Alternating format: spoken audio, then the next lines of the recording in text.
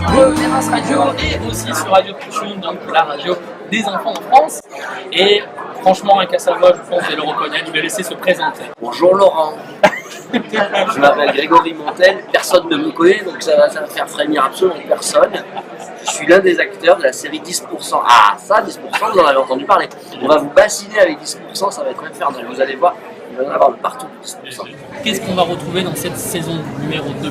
Les deux thèmes, c'est la crise, et 2, le couple. Regardez les 6 épisodes d'affilée et moi je me suis retrouvé comme un gamin et j'ai adoré regarder cette série.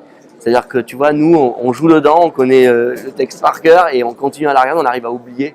Et ça c'est plutôt bon signe, voilà. Et on est tellement fiers de faire partie de cette équipe qui est une belle équipe, voilà. Quel souvenir tu gardes de ce tournage? Je suis un grand fan de Virginie Efira.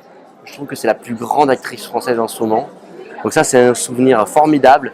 Et pourtant on avait une scène extrêmement qui était extrêmement bizarre, hein, parce que c'est une scène justement de crise, hein, puisque c'est voilà, donc Virginie Efira est dans un état quasi second lorsqu'on tourne notre scène, et c'était formidable de l'avoir joué, de travailler avec elle. J'ai rencontré plein de gens extraordinaires. Tu sais, c'est avant tout une affaire de famille, 10%. Et pourtant c'est une aventure qui est quand même un peu qui a grossi quoi, comme ça, tu vois.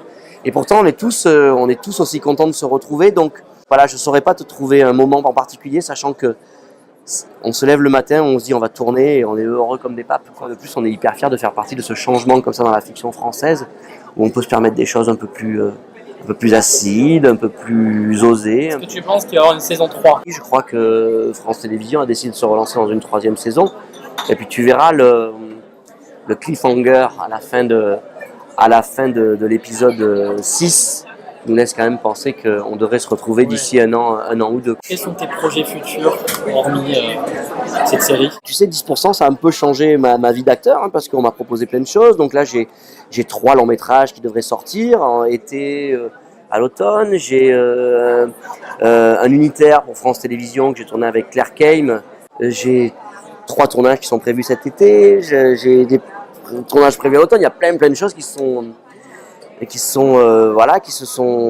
ont existé grâce à 10%. Et puis voilà, moi j'ai mes activités aussi dans le sud, parce que moi je suis du sud de la France, comme toi. Et je me suis investi à Digne-les-Bains, parce que c'est ma ville natale.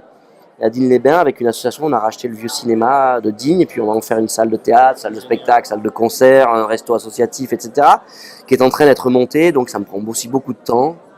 Et ben voilà, donc il y a quand même plein de choses à faire, et voilà.